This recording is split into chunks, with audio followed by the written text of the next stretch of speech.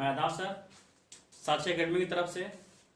जैसा कि हम लोग लगातार डिफरेंशियल इक्वेशन के बारे में पढ़ रहे हैं, जिसमें डिफरेंशियल इक्वेशन फर्स्ट ऑर्डर का भी था, हाई ऑर्डर का था, जिसका हम जानते हैं चैप्टर नंबर 4 और चैप्टर नंबर 5। ठीक है, हमारे यहाँ जो क्लास आपको मिल रही है, लगातार क्लास जो मिल रही है वो एचआर दूसरा के अनुसार मिल रही है, जिसमें कि हम सेकेंड यूनिट से हमने स्टार्ट किया है। सबसे पहला वीडियो हमारा, उसमें हमने आपको डिटेल बताया हुआ है कि आपका क्लास कहाँ से स्टार्ट होगा, किस तरह क्या करना है। हमने आपको पहले वीडियो में बता दिया है कि ये क्लास आपका इस तरह चलने वाला है हमारे यहाँ से। ठीक है, तुम्हारा चैप्टर नंबर 4 और 5 खत्म हो चुके हैं। ठीक है, आप स्टार्ट करेंगे चैप्टर नंबर 6। एक बात और ध्यान देना है कि जो कि चैप्टर नंबर हमारा फर्स्ट यूनिट जो है हमारा, जिसमें हमें कहते हैं मैट्रिक्स फर्स्ट, सेकेंड और थर्ड, वो चैप्टर है, तो हमने उसको अभी नहीं पढ़ाया हुआ है, उसको सबसे लास्ट में पढ़ाएंगे। क्यों पढ़ाएंगे, इसलिए तो हमने आपको फर्स्ट वीडियो में इसके डिटेल बारे में बता दिया है कि क्यों मैट्रिक्स को बाद में पढ़ा रहे हैं कि उसको पहले पढ़ा रहे हैं। ठीक है, देखो याद रखना है कैसे करना है। ठीक है, तो आइए चलते हैं अगले चैप्टर में, हम चैप्टर नंबर 6, ठीक है, जिसका नाम है, अभी तक हम सेकेंड यूनिट जो हमारा है, सेकेंड यूनिट, उसमें उसका नाम है डिफरेंशियल इक्वेशन, मतलब अवकल समीकरण के बारे में पढ़ना होता है। लेकिन ये अवकल, जो ये हमारे अवकल समीकरण होते हैं, इनका यूज कहाँ होता है, ये कहाँ पर लागू होते हैं। ये ऐसा नहीं कि जो हम पढ़ रहे हैं चैप्टर नंबर 4 और चैप्टर नंबर 5 जो हम लगातार पढ़ रहे हैं, उन सब का यूज कहाँ है, एप्लीकेशन कहाँ है, तो इस बारे में बताने के लिए आपका एक चैप्टर शामिल है, जिसका नाम है चैप्टर नंबर 6, जिसका हिंदी नाम क्या है, अवकल समीकरण के अनुप्रयोग। क्योंकि हमने अभी तक 4 और 5 पढ़ा, जिसमें हमने देखा कि उसका नाम ही था डिफरेंशियल इक्वेशन, मतलब अवकल समीकरण। इस चैप्टर में क्या है, उनके एप्लीकेशन की, वहां पर जो इक्वेशन हमने पढ़ा हुआ है फर्स्ट ऑर्डर और हाई ऑर्डर के पढ़े हुए हैं, जिसमें हमने CF और PI निकाला, अभी तक लगातार हम लोग निकाल रहे हैं CF PI, तो हम निकाल रहे हैं, उनका यूज कहाँ करने वाले हैं, तो उसके बारे में इस चैप्टर में पढ़ना है। अब इसमें क्या क्या पढ़ना है समझ लेते हैं। जितने भी डिफरेंशियल इक्वेशन के आपके एप्लीकेबल होंगे, जहां जहां पे वह रूल लगने वाले होते हैं, उन सभी जगह को हम फॉलो कराएंगे, सभी एलिमेंटों पर हम पढ़ेंगे, बात चर्चा करेंगे। यहाँ पर पहला इसमें आता है इलेक्ट्रिकल सर्किट। ठीक है, आपको इलेक्ट्रिकल सर्किट पहले इसमें क्या पढ़ना है, पहले हम ये समझ लेते हैं कि हमें पढ़ना क्या है। तो इलेक्ट्रिकल सर्किट, कोई भी विद्युत परिपथ है, तो विद्युत परिपथ में हमारा वहां पर डिफरेंशियल इक्वेशन कैसे काम करता है, इसके बारे में चर्चा करेंगे हम। सेकंड जो है वह Newton's cooling law, Newton's cooling law. ठीक है, न्यूटन्स हमारा कूलिंग लॉ पर लागू होता है, कूलिंग लॉ मतलब कि न्यूटन के शीतलीकरण नियम पर डिफरेंशियल इक्वेशन कैसे लगाना होता है। थर्ड आपका है radio active decay, radio active decay मतलब कि रेडियो एक्टिव क्षय। हम जानते हैं रेडियो एक्टिव पदार्थ वे पदार्थ होते हैं जो लगातार अपने अंदर से अल्फा बीटा गामा किरणें लगातार निकलती रहती हैं, तो उन मटेरियलों पर हमारा डिफरेंशियल इक्वेशन कैसे फॉलो होता है, इस बात को लेकर हम अभी चर्चा करेंगे। इसमें पढ़ना आपको है। ठीक है, चैप्टर जो 4 है, अब जो पॉइंट, इसी में जो पॉइंट आपका 4 है वो आपका है पॉपुलेशन इंक्रीजिंग। ठीक है, पॉपुलेशन इंक्रीजिंग, आपको पॉपुलेशन इंक्रीजिंग मतलब होता है जनसंख्या वृद्धि, जो कि हमारे यहाँ पर लगातार, हमारा देश हो चाहे राज्य हो चाहे फिर गांव की बात कर लें, जो जनसंख्या में लगातार वृद्धि हो रही है, तो उनके बारे में और उन पर एप्लीकेशन कैसे हमारा डिफरेंशियल इक्वेशन का फॉलो होता है, उसके बारे में पढ़ना है। टाइप इसमें 5 जो है उसमें आपको पढ़ना है एसएचएम। आप फर्स्ट ईयर में फिजिक्स में पढ़े होंगे सिंपल हार्मोनिक मोशन, मतलब कि सरल आवर्त गति। ठीक है, तो इस 5 यूनिट के बारे में पढ़ना है कि इस 5 यूनिट पर हमारा डिफरेंशियल इक्वेशन का फॉलो नियम कैसे फॉलो होता है, इनके बारे में हम लगातार चर्चा करेंगे। तो इसमें 5 यूनिट में डिवाइड है। ठीक है, ये वाला, इसके अंदर 5 टाइप पढ़ना है। पहला क्या, इलेक्ट्रिकल सर्किट। इलेक्ट्रिकल सर्किट में हमारे जो अवकल समीकरण होते हैं वो कैसे लागू होते हैं, किस सर्किट में लागू होते हैं, कैसे लागू होते हैं, उन पर बात करेंगे। सेकंड है न्यूटन्स कूलिंग लॉ, मतलब कि न्यूटन का शीतलीकरण नियम। यदि कोई पदार्थ, या मान लीजिए हमारा खाना ही है, बहुत गर्म है, वो ठंडा हो रहा है, तो ठंडा हो तो किन किन बातों पर निर्भर कर रहा है, उसमें क्या होना चाहिए, ये सभी बात ने बताया न्यूटन ने। तो हम यहाँ पर ये देखेंगे कि न्यूटन ने जो ये नियम बताया है, उस पर अवकल समीकरण कैसे लागू होगा, कैसे हम फॉलो कराएंगे। थर्ड जो है radio active decay, radio active पदार्थ में 6। हम जानते हैं कोई भी पदार्थ होता है अगर वह रेडियो एक्टिव है, जैसे कि पोलोनियम, थोरियम, ये सब हमारे रेडियो एक्टिव पदार्थ हैं। जब रेडियो एक्टिव पदार्थ चाहे जो भी होते हैं उसमें हमेशा लगातार आपके अल्फा बीटा गामा किरणें लगातार निकलती रहती हैं। जब किसी पदार्थ हम जानते हैं ये भी है कि किरणें जो होती हैं हमेशा कण के रूप में चलती हैं। प्रत्येक कण का अपना एक द्रव्यमान होता है। जब हमारे मान लीजिए एक मटेरियल ऐसे हमारा एक मटेरियल है जो कि रेडियो एक्टिव मटेरियल, ठीक है, रेडियो मटेरियल है, इसमें हमारा लगातार हमारा क्या अल्फा बीटा और गामा किरणें क्या होंगी लगातार निकलती रहती हैं। हम ये जानते हैं कि कणिका सिद्धांत के अनुसार कि जो किरणें होती हैं निकलती हैं वह कण के रूप में निकलती हैं और कण का द्रव्यमान होता है। इसका मतलब जब इस मटेरियल से लगातार द्रव्यमान निकलेगा अर्थात द्रव्यमान में कमी होगी तो उस कंडीशन में इस रेडिएटिव पदार्थ पर हमारा डिफरेंशियल इक्वेशन कैसे काम करेगा उसके बारे में पढ़ना है। चौथा है पॉपुलेशन इंक्रीजिंग, जनसंख्या वृद्धि।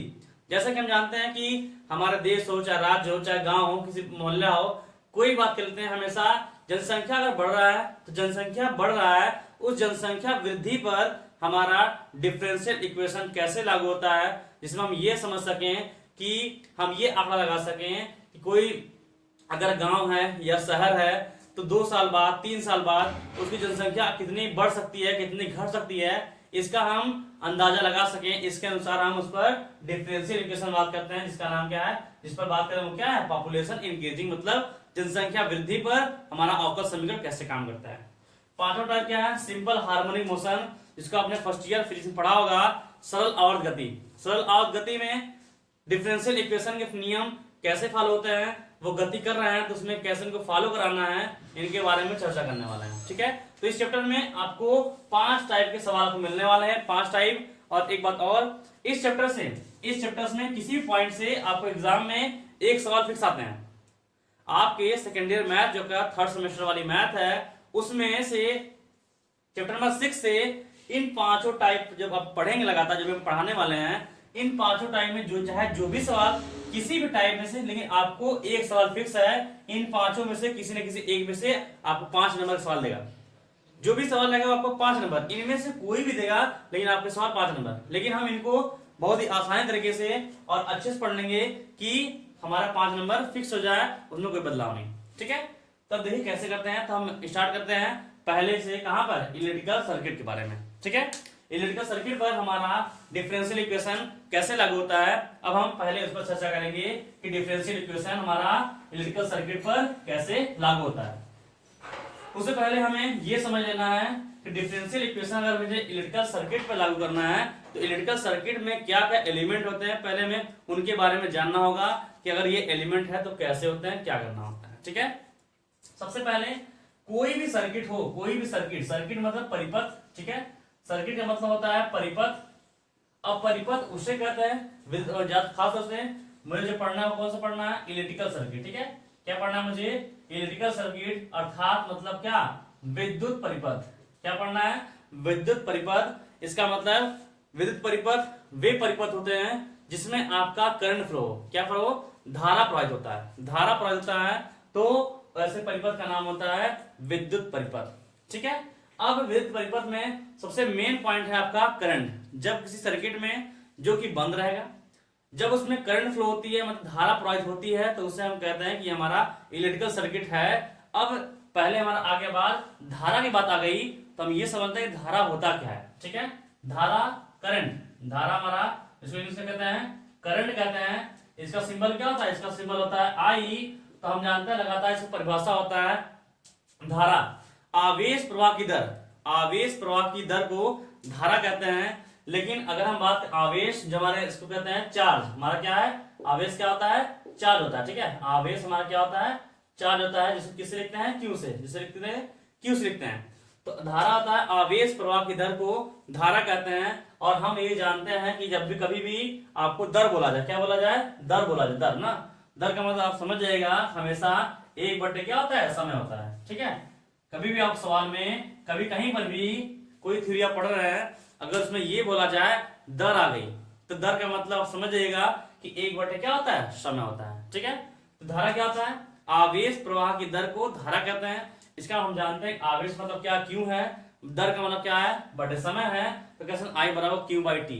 लेकिन इसको अगर हम अवकलन के रूप में लिखें, अवकलन के रूप में लिखें तो हम इसको ऐसे लिखेंगे, आई बराबर क्या होगा, डी क्यू अपान डी टी। ठीक है, आई बराबर डी क्यू अपान डी टी होगा, जिसका कहेंगे धारा बराबर आवेश प्रवाह की दर को हम क्या कहेंगे, धारा कहते हैं। इसकी मात्रा की बात करेंगे तो धारा का मात्रा क्या होता है, एम्पियर। धारा का मात्रा हमारा एम्पियर होता है। ठीक है, अब ये सर्किट जब जिस सर्किट में प्रवाहित होता है हमारा करंट, जिस सर्किट में प्रवाहित होता है उसे कहते हैं विद्युत परिपथ। विद्युत परिपथ आपके दो टाइप होते हैं, एक होता है डीसी, एक होता है एसी।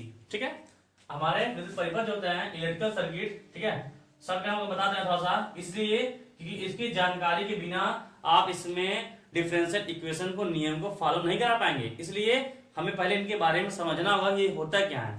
ठीक है, इलेक्ट्रिकल सर्किट आपके होते हैं दो तरीके से होते हैं। ठीक है, दो टाइप के सर्किट होते हैं, एक होता है आपका डीसी सर्किट, डीसी, और एक क्या होता है एसी, मतलब कि डायरेक्ट करंट, और एक क्या होता है अल्टरनेटिंग करंट। जो हमारे घरों में लाइन होती है वो हमारा अल्टरनेटिंग करंट होता है, मतलब क्या होता है एसी होता है। लेकिन जो हमारे घरों में बैटरी से या इन्वर्टर से मुझे लाइन मिलती है वो हमारी कौन सी लाइन होती है, वो हमारी डीसी लाइन होती है। ठीक है, तो हर मटेरियल में देखिए हमारे जैसे यही हमारा मटेरियल है, अगर इसमें करंट फ्लो हो रहा है, इसमें हमारा करंट फ्लो हो रहा है, तो हर मटेरियल का अपना एक ऐसा प्रॉपर्टी होगा कि वह धारा के मार्ग में रुकावट पैदा करेगा। ठीक है, धारा को आगे बढ़ने से करेगा, रोकेगा। और किसी मटेरियल में जिसमें ऐसा प्रॉपर्टी आता है उसका नाम होता है क्या, प्रतिरोध। ठीक है, उसका नाम होता है प्रतिरोध। प्रतिरोध जिसको हम कहते हैं रेजिस्टेंस। ठीक है, प्रतिरोध, अब बात करते हैं प्रतिरोध पर। ठीक है, प्रतिरोध जिसको लिखते हैं आर से क्या होता है, रेजिस्टेंस। ठीक है, रेजिस्टेंस। ठीक है, इसका काम क्या होता है, इसका काम ये होता है कि अगर मान लीजिए हमारा ये मटेरियल है, इसमें कोई करंट फ्लो हो रही है, और इस मटेरियल का अपना हमेशा, सभी मटेरियल में सबका अपना अपना एक प्रॉपर्टी होता है कि वह हमेशा जो इसमें करंट फ्लो होगा उसके मार्ग में वो रुकावट पैदा करेंगे, उसके मार्ग में रुकावट पैदा करेंगे। और किसी परिपथ में अगर धारा के मार्ग में रुकावट पैदा हो रहा है तो उसे कहते हैं क्या, हमारा प्रतिरोध है। वही हमारा प्रतिरोध है, जिसको किससे लिखते हैं, कैपिटल आर से लिखते हैं, और इसका मात्रा क्या होता है, ओम होता है। अगर सर्किट में दो टाइप होते हैं, हमने आपको बताया कि सर्किट हमारे दो टाइप होते हैं, एक डीसी और एक एसी। जब डीसी में धारा प्रवाहित होती है, मतलब आई बहता है, तो इसके मार्ग में रुकावट पैदा करने वाला ओनली रेजिस्टेंस होता है। ओनली कौन होता है, रेजिस्टेंस होता है। लेकिन जब हमारे जब एसी होते हैं, जो कि हमारे घरों में लाइन होती है, अगर उसमें करंट फ्लो होता है तो उसके मार्ग में रुकावट करने के लिए तीन एलिमेंट होते हैं। कितने एलिमेंट होते हैं, तीन एलिमेंट होते हैं। कौन कौन होता है, तो पहला है रेजिस्टेंस होता है, दूसरा होता है इंडक्टेंस होता है, और तीसरा होता है कैपेसिटेंस, जिसका हिंदी नाम होता है प्रतिरोध। प्रेरकत्व को कहते हैं इंडक्टेंस, और संधारित्र को क्या कहते हैं, कैपेसिटेंस। ठीक है, जब एसी सर्किट में करंट फ्लो होती है, मतलब जैसे हमारे घरों में जो लाइन है वो हमारी कौन सी है, एसी है, जब उसमें करंट फ्लो होती है तो उसके मार्ग में जो रुकावट पैदा करते हैं वो तीन एलिमेंट आते हैं। कौन कौन, आर होता है, मतलब प्रतिरोध, इंडक्टेंस और कैपेसिटेंस, तीन आते हैं। लेकिन अगर डी सर्किट है, जैसे मान लीजिए इन्वर्टर से या बैटरी से मुझे कोई लाइन मिल रहा है, उससे करंट जब फ्लो हो रही है, उसके मार्ग में जो रुकावट पैदा करेगा वो ओनली कौन है, रेजिस्टेंस कारण। रेजिस्टेंस के कारण मार्ग में रुकावट पैदा होगा, कब, जब डीसी प्रवाहित होगा। लेकिन जब वही करंट एसी में फ्लो होगा तो उसके मार्ग में रुकावट पैदा करने के लिए तीन एलिमेंट आएंगे, रेजिस्टेंस, इंडक्टेंस और कैपेसिटेंस। ठीक है, तीन एलिमेंट आएंगे जो कि धारा के मार्ग में रुकावट पैदा करेंगे जब वह एसी सर्किट होगा। अब उसमें मार्ग में रुकावट पैदा कर रहे हैं तो उनके बारे में समझ लेते हैं, ये होते कैसे हैं और इनका काम क्या होता है। ठीक है, काम क्या होता है, पहला मान लीजिए हमारा होता है रेजिस्टेंस, प्रतिरोध। ठीक है, पहला हमारा होता है प्रतिरोध, जिसको कहते हैं रेजिस्टेंस। ठीक है, रेजिस्टेंस, इसको सिंबल क्या लिखते हैं, इसका सिंबल ऐसे बना होता है। ठीक है, इसका सिंबल ऐसे होता है, इस रूम में सिंबल बने होते हैं, इसको लिखते हैं आर से, इसका मतलब क्या होता है, ओम। ठीक है, इसका मतलब होता है ओम।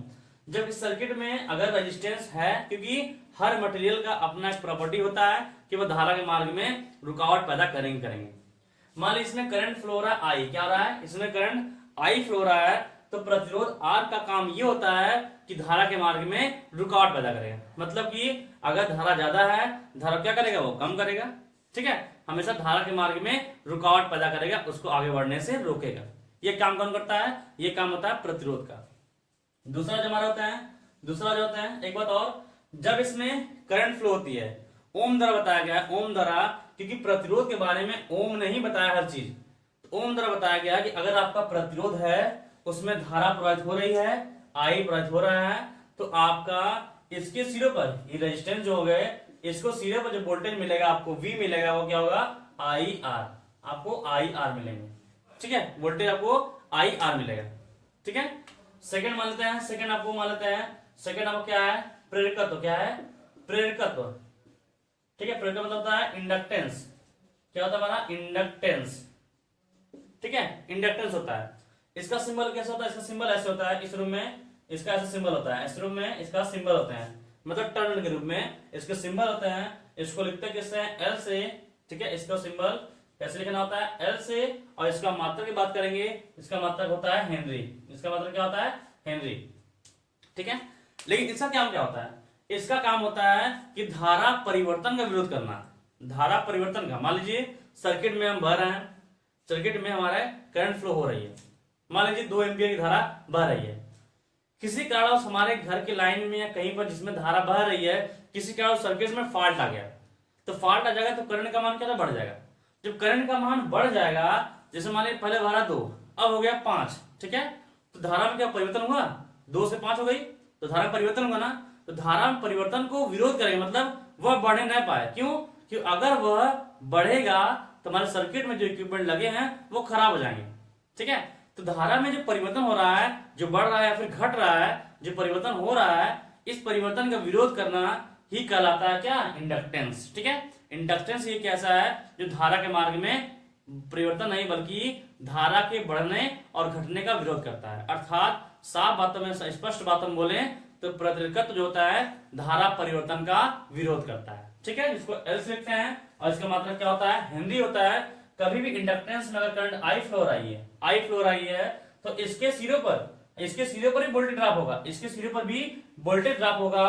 और बताया गया कि इसके सिरों पर अगर वोल्टेज मान लें L मान लेते हैं, VL, मतलब इंडक्टेंस के सिरों पर वोल्टेज VL मान लेते हैं, जिसके सिरों पर बताया गया है कि L DI अपन क्या होगा, DT। क्या होगा, VL बराबर L DI अपन DT होगा। ठीक है, तो कभी भी सर्किट में अगर L लगा है, उसके सिरों क्या निकालना है, वोल्टेज निकालना है।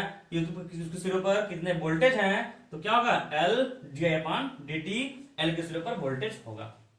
ठीक है, अब आप थोड़ा सा बता लीजिएगा, ये चीज आप बता लीजिएगा जो इसमें मेन पॉइंट है। जैसे ये हमारा मेन पॉइंट है, ये हमारा मेन पॉइंट है कि इनका सिंबल क्या है, उनके सिर्फ वोल्टेज क्या होता है, उनका वैल्यू क्या होता है, उनका मान कितना होता है। ठीक है, तो हम इस सर्किट में डाल रहे हैं। ठीक है, इसको मिटा रहे हैं, जिसको हम आपको स्पष्ट बता सकें कि कैसे कैसे करना है।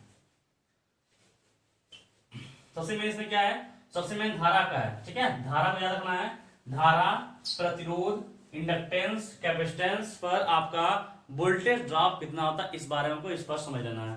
ठीक है, आगे थर्ड वाला, थर्ड वाला क्या होता है, कैपेसिटेंस। ठीक है, कैपेसिटेंस, ठीक है, संधारित्र कहते हैं। ठीक है, संधारित्र।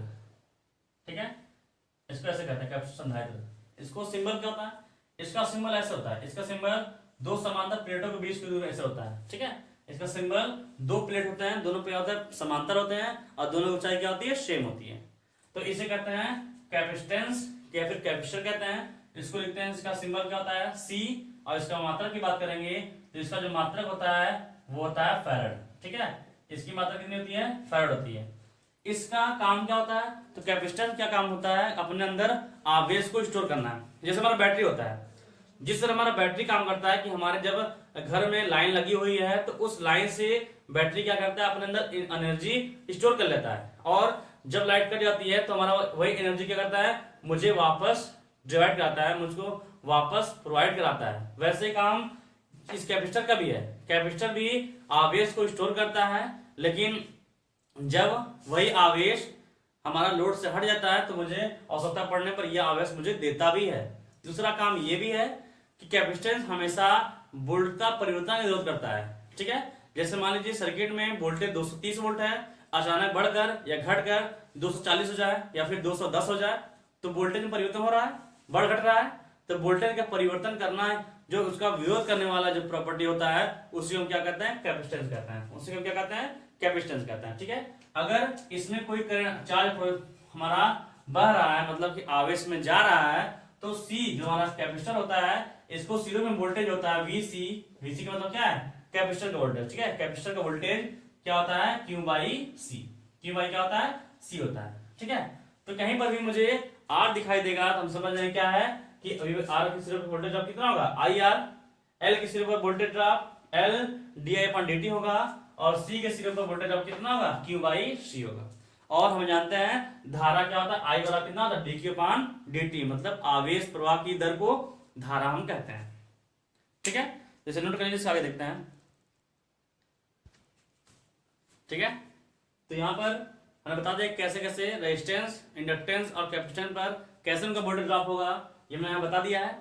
अब इन पर देखते हैं कि जो हमारा इलेक्ट्रिकल सर्किट होते हैं, जो सर्किट में अगर ये तीनों आते हैं तो उन पर कैसे उनका इफेक्ट पड़ने वाला है, और वहां पर हमारा डिफरेंशियल इक्वेशन कैसे काम करेगा, अब उन पर बात करने वाला है। ठीक है, तो उन पर बात करने वाला है कि कौन कौन से हमारे सर्किट होते हैं जिन पर हमारे डिफरेंशियल इक्वेशन काम करेंगे। ठीक है, तो यहां पर मुझे समझना है कि डिफरेंशियल इक्वेशन कैसे कैसे लागू होते हैं, तो बारी बारी हमें समझना है कौन कौन सर्किट होते हैं। ठीक है, पहला सर्किट बात करेंगे। पहला सर्किट वो होता है हमारा LR सर्किट। ठीक है, पहले हमारा LC सर्किट है, क्या है, LC सर्किट। ठीक है, LC सीरीज सर्किट, ये हमारा होता है LC सीरीज सर्किट।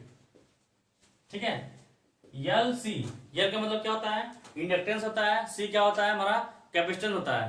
करना क्या है, सीरीज। श्रेणी का मतलब होता है किसी एक रास्ते चले, किसी एक रास्ते चलते रहे तो आपको एक ही रास्ता चलने के लिए हमें एक ही रास्ता मिले तो कहलाता है सीरीज। यदि हम चल रहे हैं, हमें चलने के लिए कई रास्ते मिले तो कहलाते हैं क्या, पैरेलल, मतलब कि समांतर क्रम। ठीक है, हम जानते हैं L और C की बात कर रहा है। L कैसे लिखते हैं, L हमारा इस रूम होता है। ठीक है, L हमारा इस रूम हो गया। ठीक है, C हमारा कैपेसिटेंस होता है, कैपेसिटेंस मैंने बताया आपको कैसे दो समांतर प्लेटें होती हैं। ठीक है, जोड़ना किसमें है, सीरीज में, तो सीरीज में इसको क्या कर देंगे, जोड़ देंगे, ये हमारा सीरीज में हो गया। ये हमारा क्या है, L है, ये हमारा क्या है, C है। अब L और C हमने कभी जोड़ दिया, मान लीजिए सर्किट में से छोड़ दिया, तो L और C सर्किट में छोड़ देंगे तो कोई यूज नहीं है, कोई यूज नहीं है। इसका हम सर्किट में हम कब यूज करते हैं, जब उसमें करंट फ्लो होगा तब। और इसमें करंट कब फ्लो होगा, किसी भी सर्किट में करंट तब फ्लो होगा जब आप उसको सप्लाई देंगे। सप्लाई का मतलब उस सर्किट को आप बैटरी जोड़ेंगे। तो मान लीजिए हम इसमें एक बैटरी जोड़ रहे हैं, एक बैटरी से इसमें सर्किट जोड़ रहे हैं। क्यों बैटरी क्यों जोड़ रहे हैं, इसे जोड़ रहे हैं कि इसमें करंट क्या होगा, फ्लो हमारा होना चाहिए। ठीक है, तो हमने एक बैटरी से जोड़ दिया, ऐसे इस रूम में बैटरी से जोड़ दिया, और बैटरी का वोल्टेज कितना है, मान लीजिए E है। ठीक है, ये हमारा बैटरी का प्लस सिरा, ये क्या है, माइनस सिरा। बैटरी से जो करंट निकलती है हमेशा पॉजिटिव टर्मिनल से निकलता है और माइनस में जाकर समाप्त हो जाता है। ठीक है, तो करंट जो होती है किधर निकलती है, हमेशा करंट हमेशा पॉजिटिव टर्मिनल से निकलती है, मतलब यहाँ से I निकल रही है। ठीक है, तो अब जब I निकलेगी तो क्या होगा, L में भी जाएगा और क्या जाएगा, C में भी जाएगा। तो L में करंट क्या होता है, वोल्टेज ड्रॉप होता है, और C करंट भी क्या होता है, वोल्टेज ड्रॉप होता है। ठीक है, तो मान लीजिए L के कारण, L कारण क्या है, वोल्टेज ड्रॉप मान लीजिए क्या है, EL है, और C के कारण क्या है, वोल्टेज ड्रॉप मान लीजिए क्या है, EC है। ठीक है, अब ये लगातार इसको क्या करेगा, करंट फ्लो कराता रहेगा, और ये क्या करेंगे, लगातार वोल्टेज ड्रॉप कराते रहेंगे। कब तक कराएंगे, जब तक इसका मान क्या होना, जीरो ना हो जाए। इसका मान क्या हो जाए, जीरो ना हो जाए, इस E का मान क्या, जब तक जीरो नहीं तब तक क्या करेंगे, ये अपने में वोल्टेज ड्रॉप कराते रहेंगे। कैपेसिटर हम जानते हैं, कैपेसिटर का बताया भी क्या होता है, ये आवेश को स्टोर करते हैं, अपने अपने अंदर आवेश को स्टोर करने की क्षमता जो होती है वो कैपेसिटर के अंदर होती है।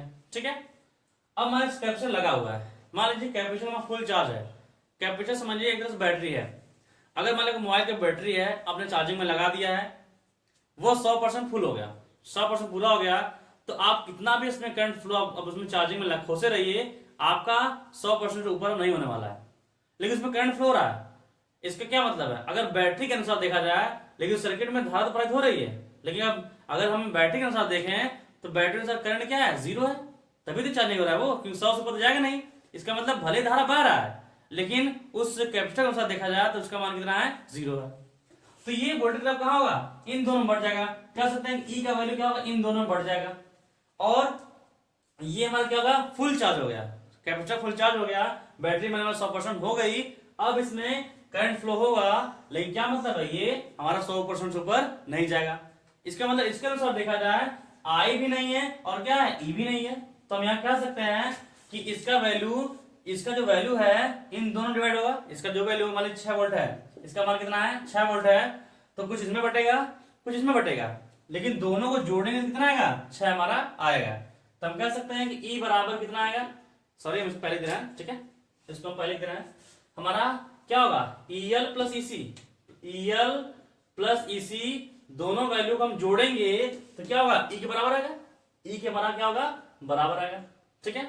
हम ये मान के चल रहे हैं कि ये जो कैपेसिटर है फुल चार्ज है, तो कैपेसिटर फुल चार्ज है, इसका मतलब इसमें क्या होगा, करंट फ्लो होगा, लेकिन इसकी सापेक्ष देखा जाए तो करंट का मान क्या है, 0। क्यों, क्योंकि अगर बैटरी हमारा 100% चार्ज हो गया तब कितना भी इसमें चार्जिंग लगा रहे हैं वो 100% ऊपर नहीं होने वाला है। इसका मतलब उसके सापेक्ष देखा जाए, बैटरी के सापेक्ष देखा जाए तो करंट का मान क्या है, 0 है।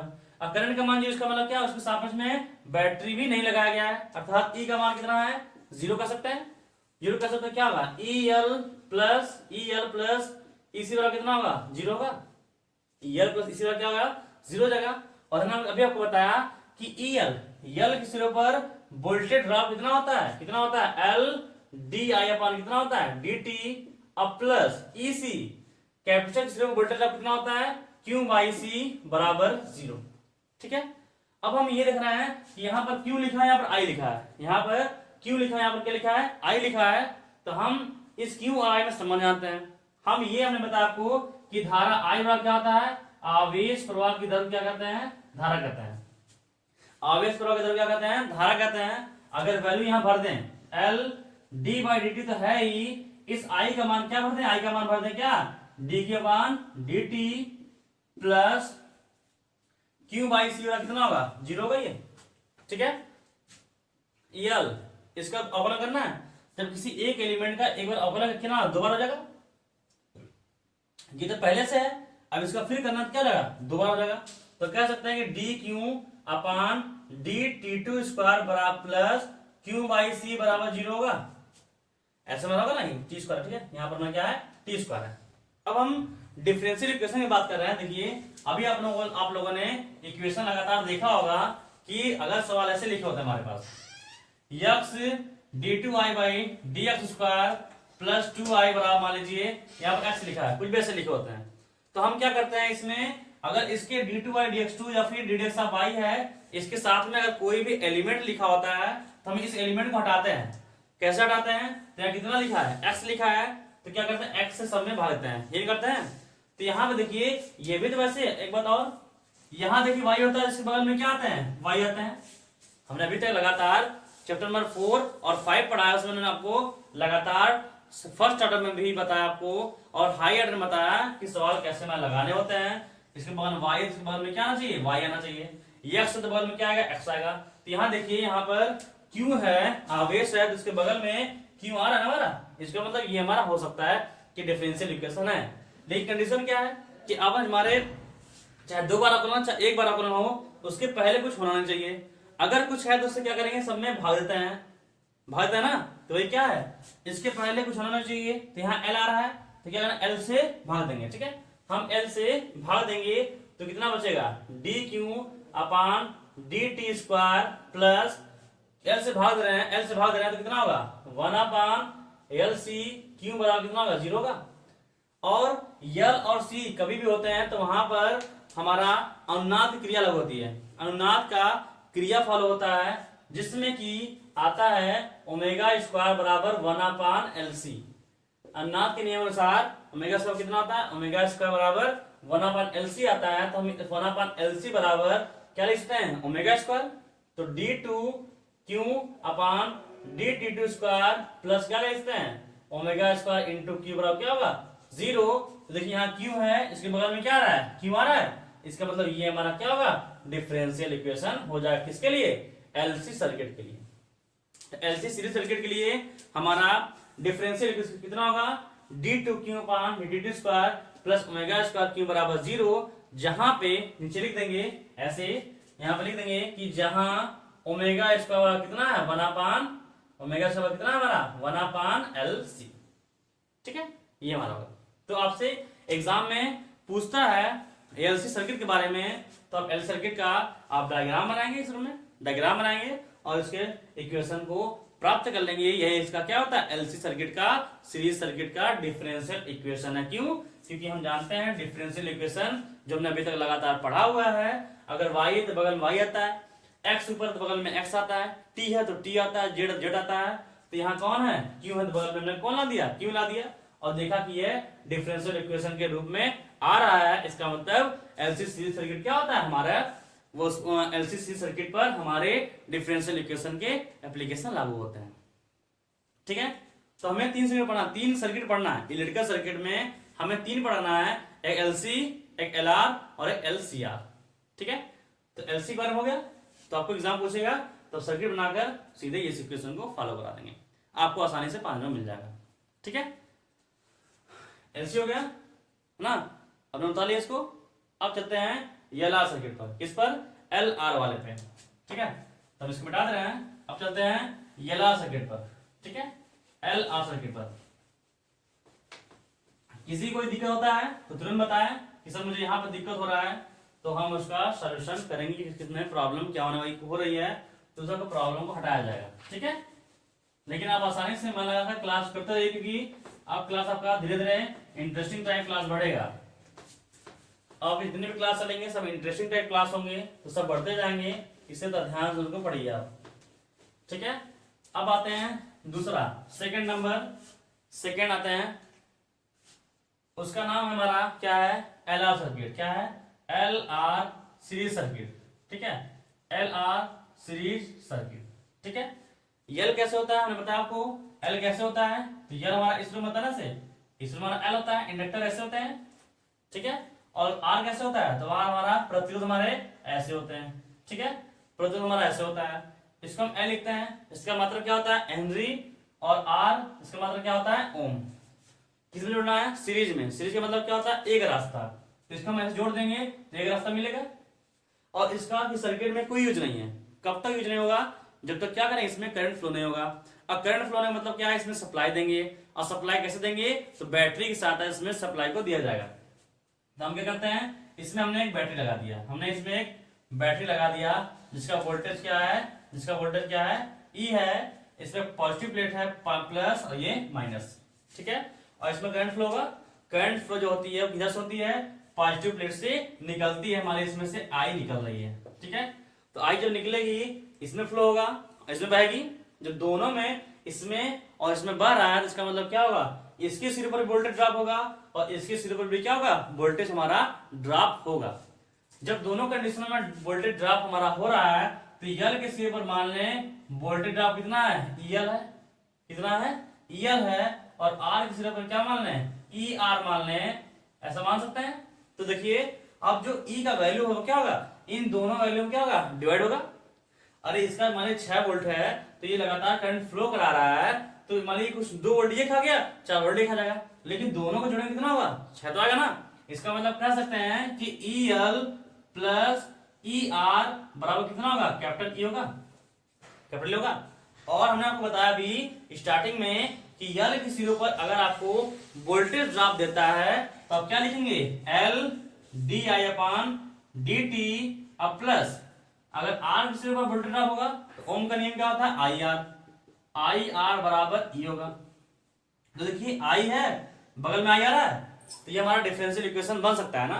और इसके पहले क्या लिखा है, एल लिखा है, अब क्या करेंगे, एल से भाग देंगे, एल से क्या करेंगे, भाग देंगे, तो एल से भाग देंगे तो क्या मिलेगा, D I upon D T plus R by L into E बराबर ई बटे एल होगा, ई बटे एल होगा ना हमारा, हमने एल से भाग दिया। तो ये देखिए, इसको अगर आप मिलाना चाहते हैं, इसको देखना चाहते हैं, तो ये हमारा डिफरेंशियल इक्वेशन ऑफ इसका फर्स्ट ऑर्डर का है। क्यों, इसके बगल में आई तो क्या है, आई है, और कौन सा टाइप है, अगर हमने आपको, अगर आप क्लास सही से लिए हुए हैं तो आप यहाँ पर देख के बता सकते हैं कौन सा टाइप है ये हमारा। तो हमने जानते हैं 7 टाइप के सवाल होते हैं, तो कौन सा टाइप है, ये टाइप नंबर कौन सा है, 5 है, नंबर कौन सा, टाइप नंबर 5 है। तो इसका अगर हम बात करें LC L R series circuit का डिफरेंशियल इक्वेशन कितना होगा, तो डिफरेंशियल इक्वेशन कितना होगा, D I upon D T plus कितना होगा, प्लस हमारा आर बाई एल आई बराबर ई बाई एल। यही क्या होगा, यही हमारा क्या होगा, एल आर सीरीज सर्किट का, एल आर सीरीज सर्किट का क्या होगा, सीरीज सर्किट का अवकल समीकरण है। ये हमारा क्या है, अवकल समीकरण है। ठीक है, अगर एग्जाम पूछता है मुझसे कि एल आर सीरीज सर्किट का अवकल समीकरण बताइए, तो आप सीरीज डायग्राम बनाएंगे और यहां तक लिख देंगे, तो आपका सीरीज सर्किट का डायग्राम डिफरेंशियल इक्वेशन निकल गया। लेकिन अगर मुझसे सवाल में ये पूछता है कि इसमें जो करंट फ्लो हो रहा है, धारा आई का मान बताइए, आप आई का मान बताइए, तो इसमें भी कुछ डेरिवेशन भी है, इसमें डेरिवेशन है, लेकिन उसको ना लगाकर आपको डायरेक्ट बता रहे हैं कि अगर यलार सी सर्किट है, यलार सी सर्किट है और आपको निकालना है उसमें करंट धारा का मान निकालना है, तो इस कंडीशनों में धारा का मान होता है आई बराबर ई अपान आर, ई अपान आर कोष्टक में 1 माइनस ई के power minus R by L into t. ठीक है, ये एलआर सर्किट में प्रोवाइड होने वाले धारा का मान होता है, आई बराबर ई अपान आर कोष्टक में 1 माइनस ई के power minus R by L into t, जहां आर क्या है, प्रतिरोध, एल क्या है, इंडक्टेंस प्रेरकत्व है, जिसका मात्रक क्या होता है, हेनरी होता है, टी क्या होता है, समय होता है, ई क्या है, जो हमने बैटरी लगाया है उसका विद्युत वाहक बल। ठीक है, तो धारा का मान इस तरह से निकाल लेंगे, क्या, जब एलआर सर्किट होगा तब। तो इस कंडीशन में हम धारा का मान निकाल लेते हैं। ठीक है, तो इस पर हम एक सवाल लगाते हैं, इस वाले फॉर्मूले पर हम एक सवाल लगाते हैं। ठीक है, अब कहेंगे कि एलसी वाला क्यों लगाया, कि एलसी वाले सर्किट में सिर्फ उसका हमारे यहाँ पे सवाल नहीं बल्कि उसके इक्वेशन फॉलो कराते हैं कि क्या एलसी सर्किट का जो उसका डिफरेंशियल इक्वेशन है, क्या डिफरेंशियल इक्वेशन के नियम को फॉलो करता है, तो हाँ कर रहा था वो। ठीक है, लेकिन एलआर सर्किट में इसमें रेजिस्टेंस है और रेजिस्टेंस का मतलब धारा के मार्ग में रुकावट पैदा करना, तो धारा कितना बढ़ रहा है कितना घट रहा है, इस मान की जानकारी के लिए मुझे करंट का मान आवश्यक होता है, इसलिए इसमें करंट का मान निकाला जाता है। ठीक है, आई बराबर क्या होता है, ई बटे आर क्वेश्चन में ई 1 माइनस ई की power minus R by L into T.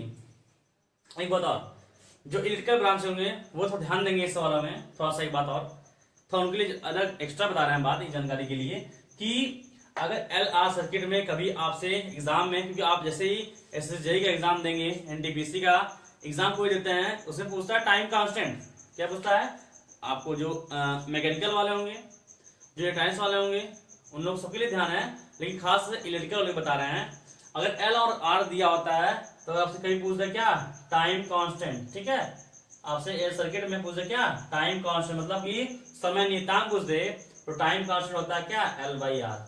क्या होता है, L by R. Time constant क्या होता है, एल बाई आर होता है, और टाइम कांस्टेंट है तो टाइम का वैल्यू, इसलिए इसका मतलब क्या होता है, सेकंड, इसका मतलब भी क्या होता है, सेकंड होता है। ठीक है, तो आपके ये जो एलआर टाइम कांस्टेंट बता रहे हैं, ये चीज बता रहे हैं, ये आपके एग्जाम, जबकि आप जेई का एग्जाम देंगे तो सबसे इंपॉर्टेंट बात यह निकलेगी कि टाइम कांस्टेंट कितना होता है, तो एल बाई आर होता है, और अगर आरसी सर्किट है, आरसी सर्किट है, तो वहां पर होता है सी आर। ठीक है, तो चलते हैं, इसका सवाल लगाते हैं।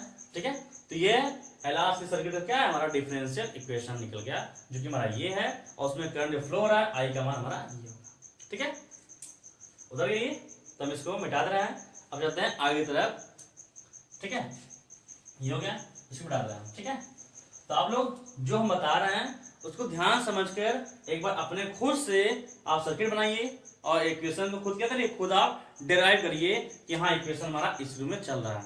आप इक्वेशन खुद डिराइव करिए कि हाँ सवाल हमारे ऐसे लगने वाले हैं। ठीक है, और एक बात और, इस चैप्टर में आपको ऐसा लगेगा हाँ कुछ हम अलग सीख रहे हैं। अभी तक आप अवकलन समाकलन के बारे में बात कर रहे हैं, लेकिन अब जो इसके आगे चलने वाले हैं वो अवकलन समाकलन नहीं बल्कि थोड़ा अलग मिलेगा, मतलब इसमें लगेगा हाँ कि हम कुछ अलग पढ़ रहे हैं, कुछ अलग मुझे लग रहा है। ठीक है, तो थोड़ा मन से अब जो भी आपको जितने भी चैप्टर मिलने वाले हैं बहुत ही मजेदार चैप्टर मिलेंगे, अब जितने भी चैप्टर मिलेंगे, लेकिन थोड़ा ध्यान से उनको पढ़ा जाएगा और मन लगा पढ़ा जाएगा, जिससे कि हमारा किसी भी सवाल में, किसी भी तरीका में, न हमारी जानकारी में, न हमारे नंबर में किसी तरह से कोई कमी हो। ठीक है, ये हमारा उद्देश्य होना चाहिए, ये हमारा उद्देश्य होना चाहिए कि किसी भी सर्किट में हमारा कोई भी सवाल एग्जाम में, चाहे 2 नंबर का हो, चाहे 5 नंबर का हो, चाहे 1 नंबर का हो, सभी नंबर, मतलब हमारा टारगेट 50 नंबर होना चाहिए। ठीक है, और उसी के अनुसार हम लोग का क्लास चला जाएगा, और अगर आप डेली क्लास करते हैं, डेली क्लास जो बताया जा रहा है वो कर रहे हैं, ये हमारी गारंटी है 50 में से 50 आप पा सकते हैं। ठीक है, अब आते हैं एक सवाल लिखते हैं, ठीक है। तो हम सवाल यहाँ आपसे बोलेंगे नहीं, बल्कि हम यहाँ पर सवाल आपको लिख दे रहे हैं, ठीक है। ठीक है, देखिए सवाल लिख रहे हैं, ठीक है। जैसे मान लिख लीजिए, जैसे 100 ओम के प्रतिरोध 100 ओम के प्रतिरोध तथा 0.5 हेनरी के प्रेरकत्व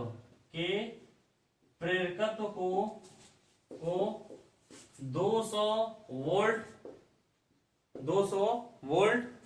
की बैटरी के साथ श्रेणी क्रम में, ठीक है, श्रेणी क्रम में जोड़ा जाता है तो परिपथ में धारा का मान, ठीक है, टी के पदों में धारा का मान समय टी के पदों में ज्ञात कीजिए,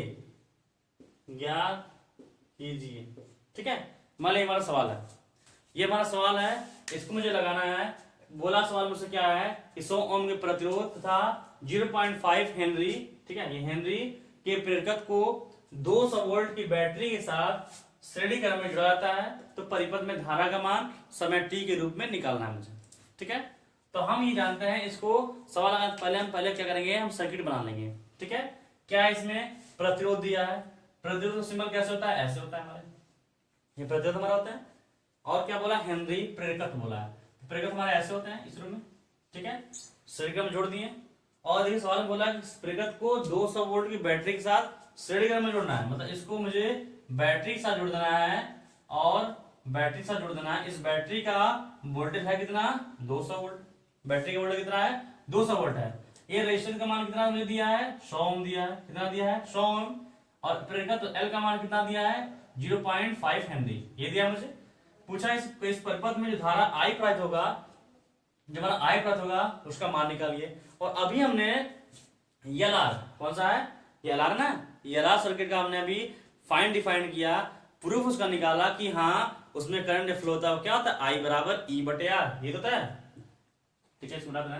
अभी हमने निकाला, जो भी लगातार निकाला, क्या निकाला हमने कि एलआर सर्किट में जो करंट फ्लो होता है, एलआर सर्किट में जो हमारे करंट फ्लो होता है वो कितना होता है आई बराबर ई बटे आर, कोष्टक में 1 minus e power minus R by L into t, ये तो ऐसा होता है हमारा। और मुझे ये पता है कि यहाँ जो लिखा हो किसका, हमने अभी सर्किट बनाया था तो उसमें यहाँ किसका वैल्यू था, वो किसका था, ई का वैल्यू था, ये ना, ये हमारा क्या है, आर का वैल्यू है, ये कितना है, एल का वैल्यू है, इसे भर दीजिए, लिख देंगे परिपथ में धारा आई बराबर, ये फॉर्मूला होता है, तो आई बराबर ई बटे आर, ई का मान कितना है 200, ई का मान कितना है 200 बटे आर का मान क्या है, प्रतिरोध कितना है 100 ओम का है, यहाँ लिख देंगे 100, क्वेश्चन में 1 माइनस ई की पावर माइनस आर का मान दिया, आर का मान कितना है 100 बटे एल का मान 0.5 इंटू टी, ये हो जाएगा, इसको दूसरा काट देंगे, इसको 0 कट जाएगा, ये आई बराबर हो जाएगा 2, कोष्टक में 1 माइनस, इसको माइनस ई की पावर माइनस दशमलव हटाएंगे, 0 बढ़ाएंगे तो कह सकते हैं कि 1000 बटे 5 टी ऐसे होगा, ठीक है। आई बराबर 2, 1 माइनस ई की पावर 5 से काट देंगे, इसको 5 दूना 10, कितना लगा 200, तो ई की पावर कितना होगा माइनस 200 टी, ठीक है। ये क्या होगा, इसका धारा का मान निकल जाएगा किसके, टी के पदों में धारा का मान हमारा निकल गया। और एक बात और, अगर कभी कभी आपको ऐसे मिल जाए, कभी आप सवाल लगा रहे हो, आपको अब ये ऐसा मान वाले दिया है कि आप हल कर रहे हैं, ऐसे आ गया है ई की पावर -1 ऐसे आ गया, अब उसका मान कैसे, मतलब एग्जाम आपको नहीं दिया है और आपको निकालना आंकिक मान ने, ज्यादा चांस सवाल में ये रहता है कि आपको जैसे अगर ई की पावर -4, ई की पावर 0.4, ई की पावर 0.3, ये सबके वैल्यू आपको हमेशा दिए रहेंगे, क्योंकि आपको उसका मान एग्जाम में निकालने में समय लगेगा। लेकिन मान लीजिए e पावर -1, e पावर -2, तब इन सब का मान नहीं देता है, तो इनका मान आपको खुद निकालना होता है। वो कैसे निकालेंगे, मान लीजिए e पावर -1 है, इसका मुझे मान निकालना है, कैसे निकालना होगा, तो इसको 1/e कर दीजिएगा। ठीक है, ज्यादा चांस है एग्जाम में कि आपको जितना आएगा ना उतना देगा, लेकिन मान लीजिए नहीं दिया तब कैसे करेंगे, तो e पावर -1 इसको कर दिए 1/e, और e का वैल्यू होता है कितना 2.718, e का वैल्यू कितना होता है 2.718, तो यही वैल्यू यहाँ भर देंगे और एक भाग देंगे, जितना आ जाएगा वो इसका वैल्यू होगा वो हम भर देंगे। ठीक है, तो इस तरह से हमारा LR सर्किट पर सवाल इस तरह में लगाना होता है। ठीक है, अब एक और बचा है, कौन सा है, LCR। क्या बचा है, सर्किट और बचा है जो कौन सा है हमारा LCR है। ठीक है, तो देखते हैं, इसको हम मिटा दे रहे हैं। ठीक है, 10 सवाल 2-3 सवाल हैं, आप उनको लगा लीजिएगा। ठीक है, आपको बस क्या पूछा, करंट का मान दिया है, तब करंट का मान निकाल लेंगे ऐसे। ठीक है, अब जैसे लास्ट जो है हमारा वो तीसरा वाला कौन सा है, LCR। क्या है, LCR मतलब L भी होगा, R भी होगा और C तीनों साथ मिलकर अगर होते हैं तब हमारा क्लास कैसे चलने वाला होता है। देखिए कैसे उनको हम हल करते हैं, जब तीनों हमारे साथ मिलेंगे तब। जैसे हमारे पास L आ जाए, C और R, LCR सीरीज सर्किट। ठीक है, LCR सीरीज सर्किट होता है तब, मतलब L भी हो, C भी हो और R भी हो। ठीक है, मतलब कह सकते हैं कि ऐसे ये हमारा L होता है, ये हमारा L होता है, ये हमारा क्या होता है, मान लीजिए जैसे R होता है। ठीक है, ये हमारा क्या होते हैं, C होते हैं। दोनों जोड़, सबको जोड़ दिए, एक साथ जोड़ दिए, एक साथ बोला गया है, ये हमारा थर्ड नंबर थर्ड टका है। ठीक है, L भी जोड़ दिए, R भी जोड़ दिए और C भी जोड़ दिए। इनका कब यूज होगा, जब इसमें करंट फ्लो होगा। करंट फ्लो कैसे होगा, साथ क्या लगा देंगे, इसके साथ में एक बैटरी लगा देता है, एक बैटरी लगा दी है। ठीक है, प्लस ये माइनस, बैटरी की वोल्टेज कितना होगा, ये होगा। ठीक है, L इसका मान क्या होगा, L, ये हमारा क्या है R है, ये हमारा क्या है C है। जब इसमें पॉजिटिव है इसका प्लेट, इससे क्या प्लेट है निगेटिव है, करंट फ्लो होगा, धारा बहेगा, I बह रहा है। ठीक है, जब I बहेगा इसमें तो L की सिर्फ वोल्टेज ड्रॉप कितना होगा, वोल्टेज ड्रॉप क्या होगा, EL होगा। R की सिर्फ क्या होगा, ER होगा, और C की सिर्फ क्या होगा, EC होगा। तो ये जो वैल्यू दिया होगा इसका, चाहे मान लीजिए 6 वोल्ट का बैटरी है, चाहे 12 वोल्ट का बैटरी है, या इन तीनों डिवाइड होगा ना, इन्हीं तीनों डिवाइड होगा। इसका मतलब इन तीनों को जो जोड़ देंगे तो उसका वैल्यू कितना होगा, E के बराबर आएगा, E के बराबर आएगा ना। तो हम कह सकते हैं यहां से कि EL plus EC plus ER तीनों का मान कितना होगा, E के बराबर होगा। तीनों का मान क्या होगा हमारा, E के बराबर हो जाएगा। अब हमने बताया आपको EL दिखाई जाए तो क्या करना है, आपको EL दिखाई जाए क्या भरना है, L di/dt प्लस EC दिखाई दे क्या भरना है, Q/C प्लस ER दिखाई दे क्या करना है, IR बराबर क्या हो गया E। ठीक है, ऐसा हो जाएगा।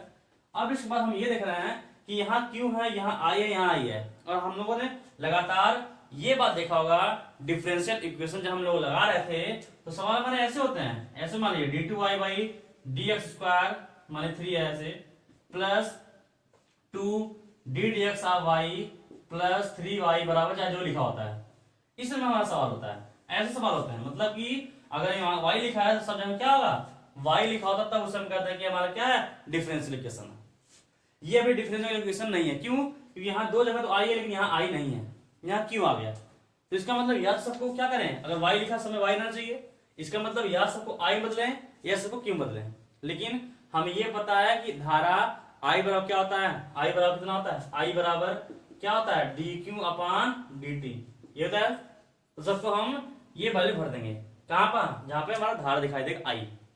तो यहाँ L d/dt, यहाँ I दिख रहा है, ये हमारा I दिख रहा है, तो I का मान कितना होगा, I का मान होगा dq/dt प्लस इसको पहले देना, इसको पहले देना, इसको हम पहले देना। ठीक है, तो I दिख रहा है, I के मान कितना होगा dq/dt, तो R पहले दिए, I के मान लिख क्या देते हैं dq/dt, अब प्लस को Q यहाँ लिख रहे हैं, तो Q/C बराबर E होगा, बराबर E होगा।